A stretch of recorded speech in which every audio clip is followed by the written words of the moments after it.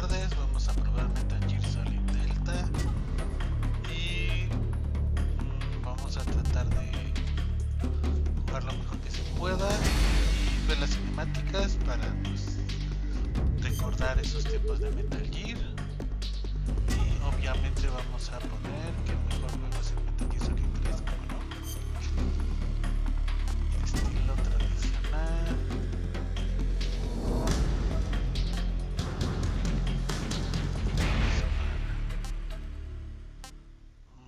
Vamos a probar el estilo nuevo. Nunca probé el estilo de abajo porque nunca compré el Metal Gear Solid 3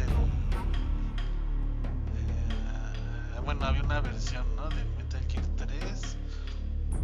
Luego salió, creo que el Subsistence, y había una opción de tercera persona que nunca lo probé porque me hacía muchas pelotas y no estaba acostumbrado. Está el nuevo, entonces yo creo que voy a usar el nuevo, aunque me vaya a costar mucho trabajo adaptarme. Esperemos que me adapte rápido.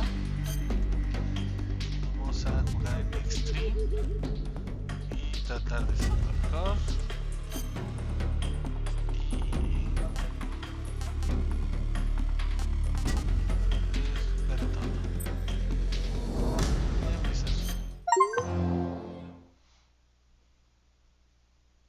After the end of World War II, the world was split into two, East and West. This marked the beginning of the era called the Cold War.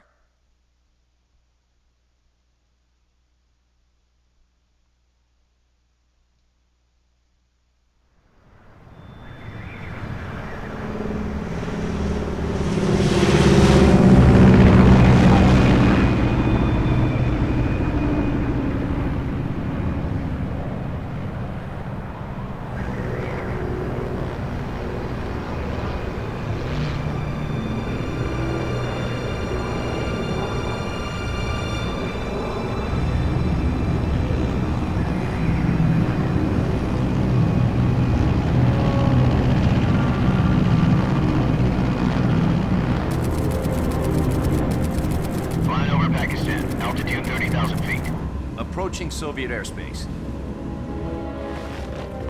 20 minutes to drop off. Commencing internal depressurization. Equipment check. Arm main parachute. All right. You ready to go? Drop zone still showing a high pressure mass. Cav okay. Good. We've got high visibility.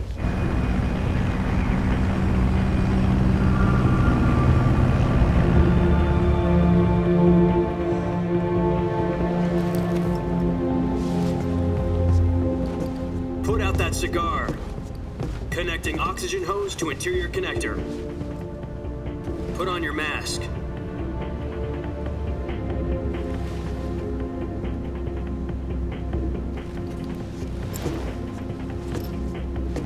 Does this panty waste know what he's doing? Approaching release point. 10 minutes to drop off. Hey, are you deaf? He said put out the cigar and put on your mask.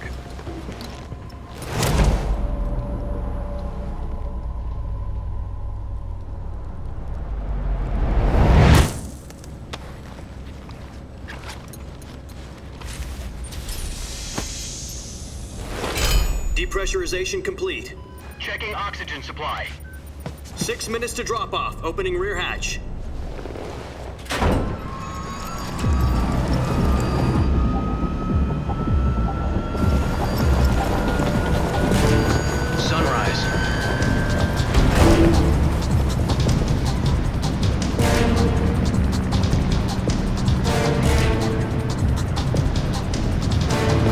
Temperature minus 46 degrees Celsius. 2 minutes to drop off. Stand up. You'll be falling at 130 miles per hour. Try not to get frostbite from the wind chill. 1 minute to drop off. Move to the rear. Activate the alarm bottle. This is one for the history books. The world's first Halo jump. 10 seconds to drop off. Stand by. Status okay, all green. Prepare for drop-off. Countdown. 5, 4, Spread your wings And fly. God be with you.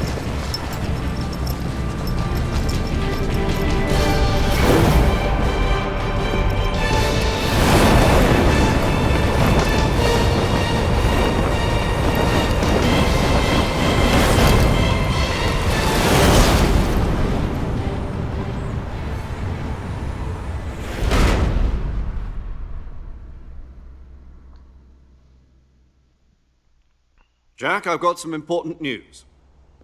The head of the CIA has finally given us the green light for the Virtuous mission.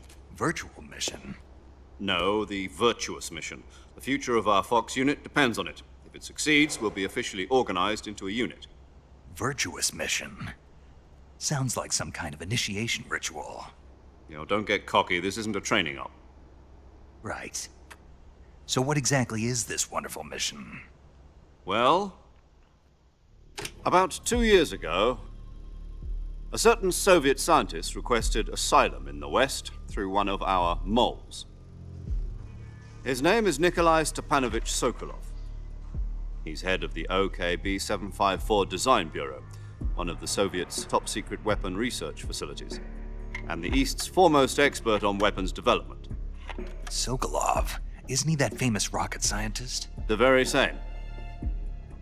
On April the 12th, 1961, the Soviets achieved the first manned spaceflight in history.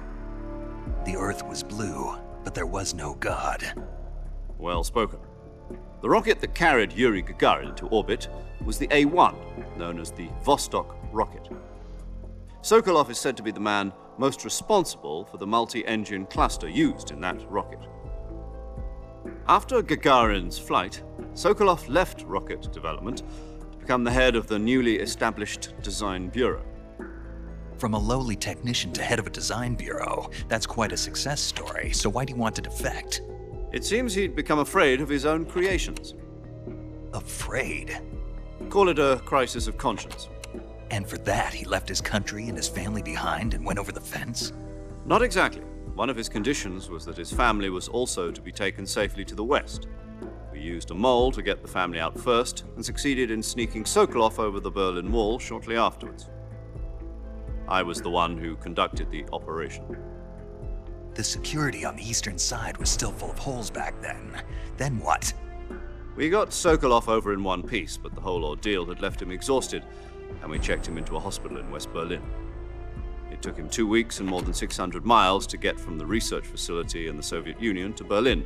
He was in no condition to say anything coherent. And it was only a week later that we had something much bigger on our hands.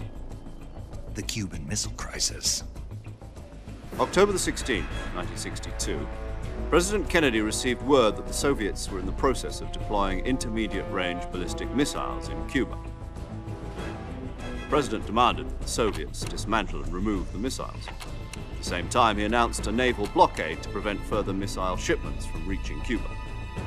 But the Soviets didn't back down, instead placing their armed forces on secondary alert. Soviet transport ships carrying missiles continued on course towards Cuba.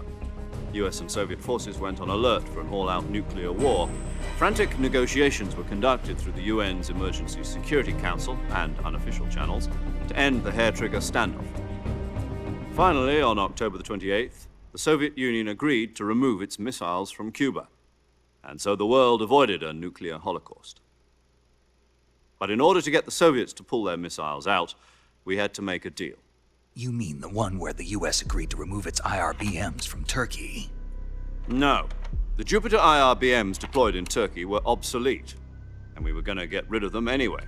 They had no strategic value whatsoever to either the US or the Russians.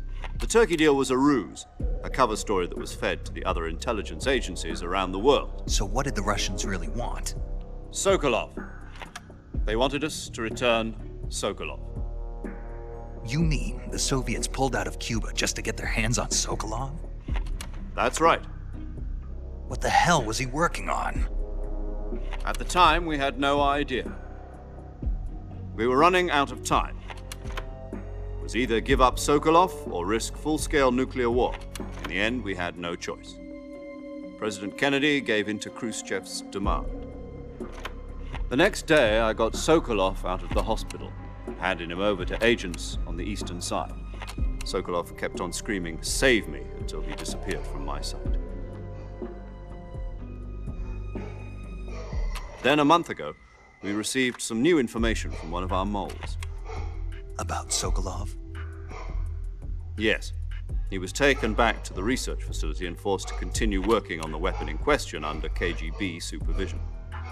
What's more, it's on the verge of completion. So what kind of weapon is it? Something to do with space rockets? No, missiles. Same technology. I guess you're right. We don't know the details, but it appears to be a new kind of nuclear device.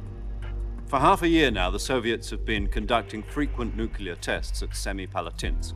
Something to do with the weapon, I assume. We're talking about a secret weapon so big that Khrushchev was ready to pull out of Cuba to get it back. Is Sokolov still in the facility? No, according to our intelligence, he's in Selinoyarsk, a place in the mountains about 3 miles to the west that's known as the Virgin Cliffs. The Virgin Cliffs. Nice name for a virtuous mission. They moved him there just recently. Why? Apparently, they're conducting a field test of the weapon, but it's our best chance to get him back. This mission would never have been possible if he was still in the research facility. This is our last chance. Sokolov must have known that too when he contacted us.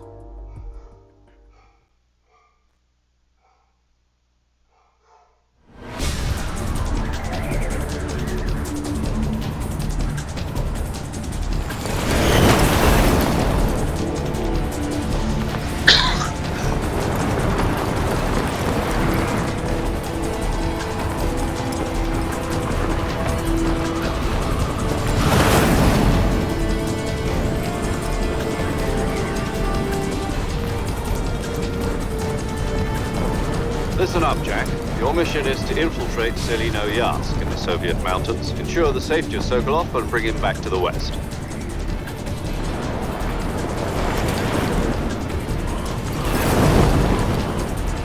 If we don't get Sokolov back before that weapon is complete, we'll be facing a major crisis. The clock is ticking.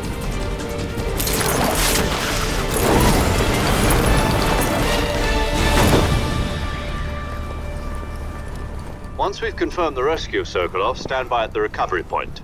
A recovery balloon will be dropped at that point. Helium will be pumped into the balloon to inflate it. The process takes about 20 minutes. Once it's complete, the gunship's arm will latch onto the balloon and pull it up. The Fulton surface-to-air recovery system. I'm familiar with the theory. Take it easy. It's been combat proven. Do you think Sokolov is up to it? The shock will be less than during a parachute jump, and the arm can handle up to 500 pounds. So you're planning on going over the border in a single combat Talon? She's equipped with 2 6-barrel 20mm Vulcan cannons, as well as 2 40mm machine guns. Sounds like she could hold her own against a battalion of tanks. Even with the fuel in the reserve tank, we're facing a 4-hour time limit. If all goes well, it shouldn't take more than a few hours. Home in time for dinner. But if anything goes wrong, you'll be eating dinner, breakfast, and all the rest of your meals in the jungle.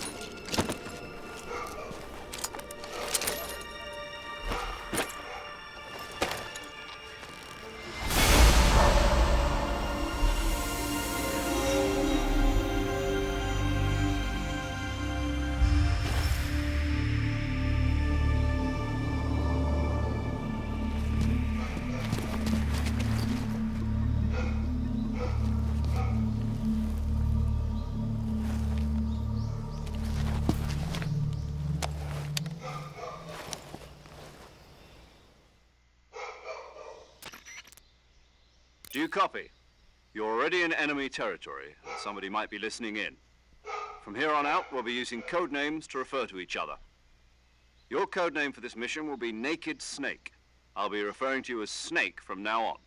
You're not to mention your real name. Snake? What, you don't like snakes? What do you mean? Well, you've eaten one before, haven't you? In survival training? I'm glad to hear that. I don't know if I'd ever order one in a restaurant, but... Be careful, you might not have a choice. What about you, Major? What should I call you? Let's see. I'll be Tom. Call me Major Tom. This will be a sneaking mission. You must not be seen by the enemy. You must leave no trace of your presence. Is that clear? This kind of infiltration is the Fox unit's speciality. In other words, weapons and equipment are procured on site. That goes for food as well. You're completely naked, just as your name implies. Great. Now I see why you asked me if I like snakes. I suppose calling me Snake was your idea of a joke, too. No, there's a good reason for that. I'll tell you later when the time is right. Gotcha. Getting back to the subject, how exactly am I supposed to feed myself? You've been issued a knife and a tranquilizer gun. Use them to hunt for food. You'll also find some medical supplies in your backpack. Yeah, about the backpack. I lost it in a tree on the way down. I see. Well, you'd better go back and get it then. You know where it is? No problem. I can see it from here. It's stuck on a branch. To climb a tree, stand in front of a tree that's covered in ivy and press the action button. I'll be monitoring your progress over the radio. We can't risk violating Soviet airspace, but I'll be in the gunship. My frequency is 140.85. I'll give you a call if I need to talk to you. If you need to talk to me, use the send function. Okay, Snake, go get your backpack.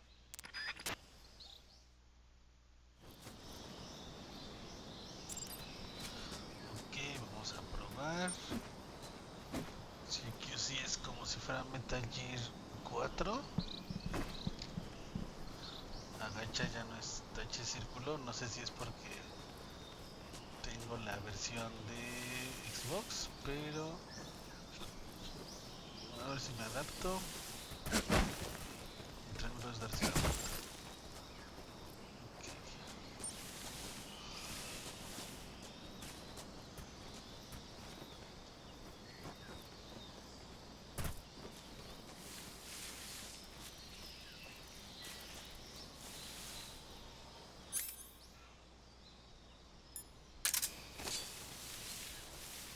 Muere perra.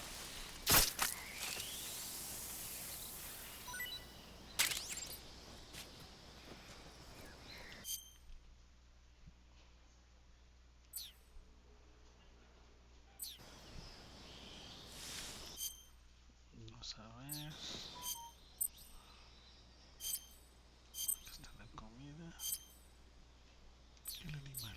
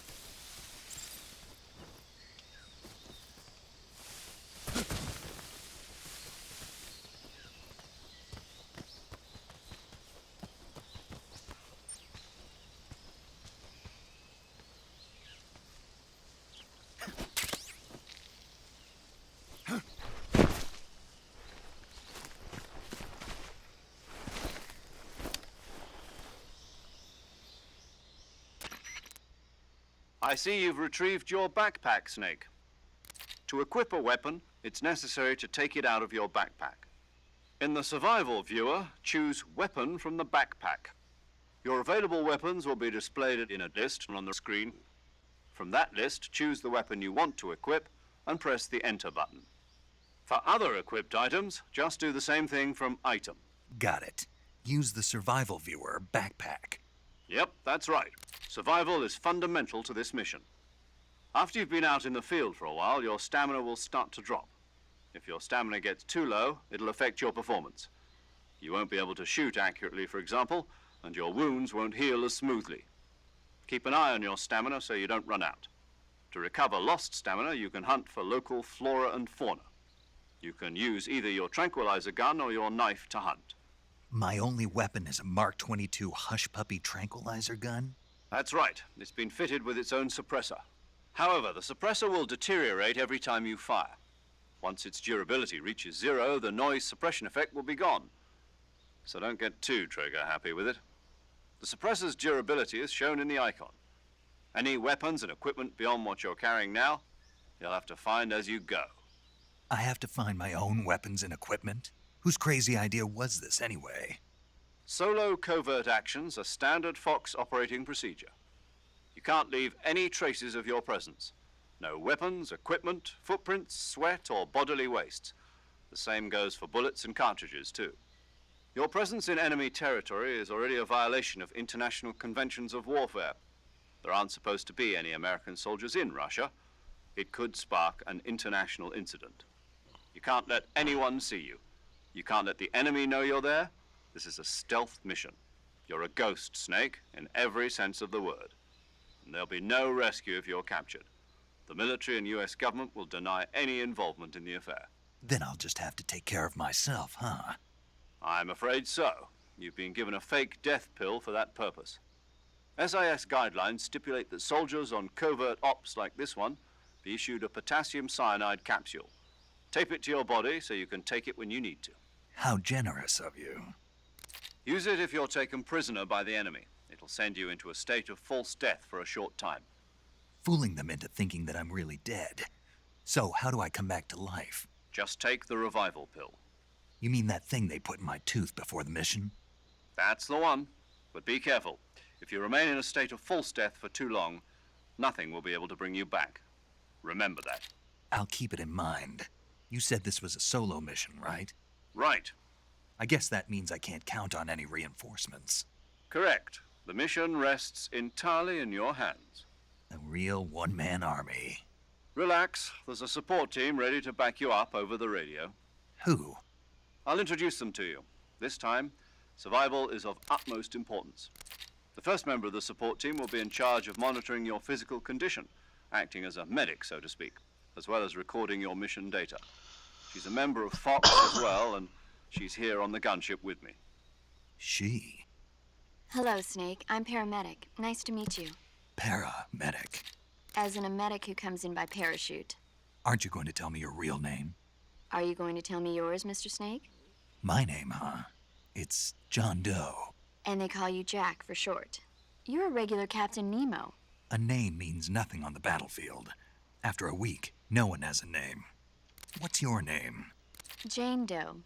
Very funny. I wasn't joking, but I'll tell you my name only if you manage to make it back alive.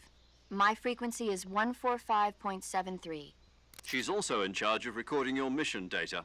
Whenever you want to save, send a message over the reserved save frequency, 140.96. So saving lets me record my mission data.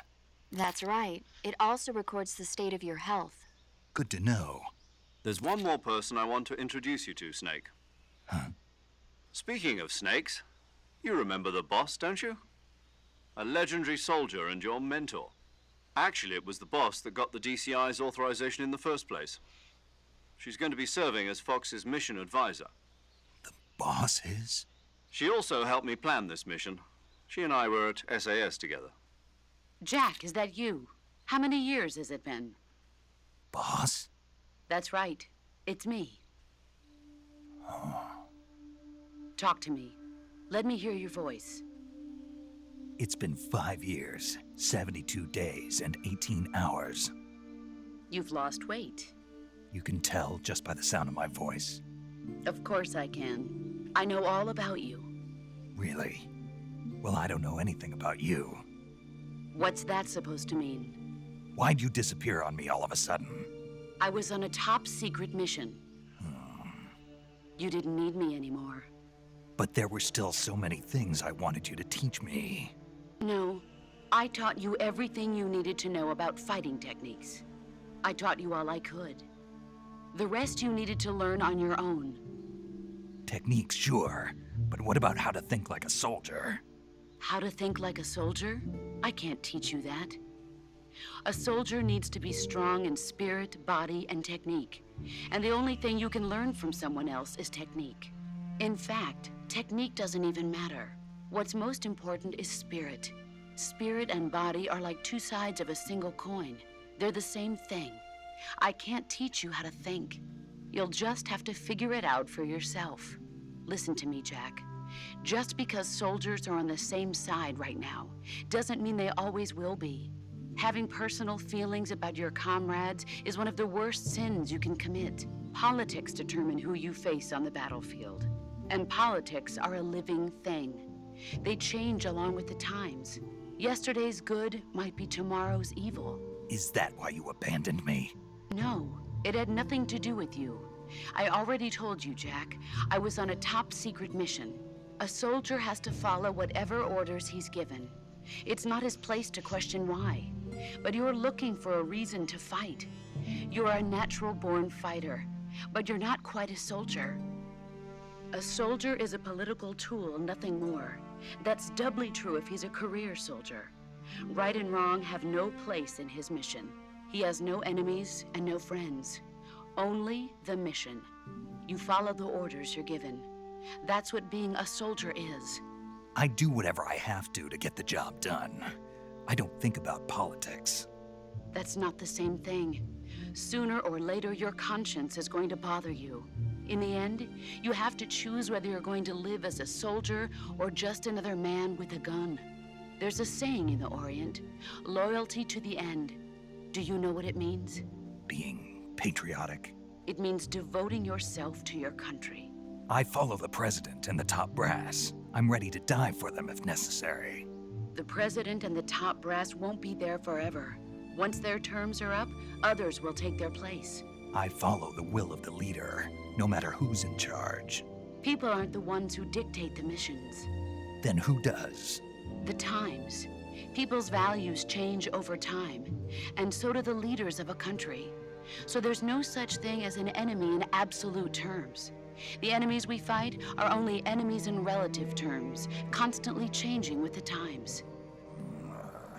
As long as we have loyalty to the end, there's no point in believing in anything, even in those we love. And that's the way a soldier's supposed to think? The only thing we can believe in with absolute certainty is the mission, Jack.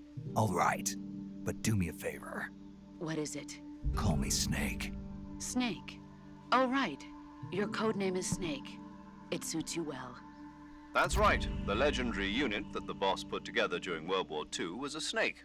The Cobra unit, a group of heroes that brought the war to an end and saved the world. As long as you've got a legendary hero backing you up, you'll be fine. Isn't that right, Snake? Yeah, I can't think of anyone else I'd rather have with me. Oh, and one more thing, boss. Yes? It's good to hear your voice again. Same here. After all, who knows if either of us will make it out alive? Snake, you are always best at urban warfare and infiltrating buildings. But this is the jungle. Survival is going to be key. Those CQC techniques I taught you are sure to come in handy. CQC? Close quarters combat, huh? I've been in the Green Berets for the past few years. I'm probably pretty rusty. Not to worry. I'll be here to help you remember. After all, this is your first actual survival mission. I'll be supporting you over the radio. Where are you, boss? Next to the Major? The boss is communicating with us by radio from aboard a Permit-class submarine in the Arctic Ocean. My frequency is 141.80. Call me if you need my advice on battle techniques. Gotcha. Your mission is to retrieve Dr. Sokolov. Dr. Sokolov is being held in an abandoned factory located to the north of your current position. Avoid heavy combat and don't let anyone see you. Don't forget that this is a stealth mission. Snake, try to remember some of the basics of CQC.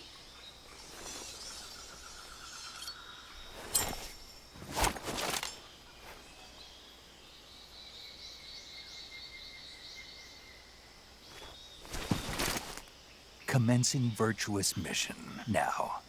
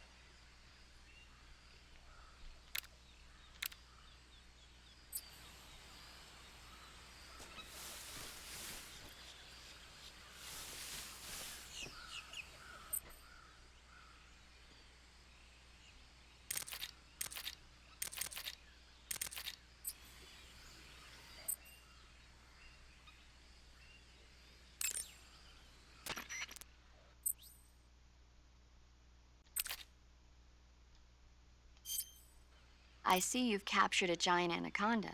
The giant anaconda is believed to be the largest snake in the world in terms of weight and diameter. It's not poisonous, but its large size makes it extremely powerful. They say it even eats crocodiles. Its only natural predator is man. And snake. And snake. Got it. So how does it taste? I knew you were going to ask me that. Glad I didn't disappoint you. So? Well, the guide says it tastes all right. Good. I'll have to try some. Ugh.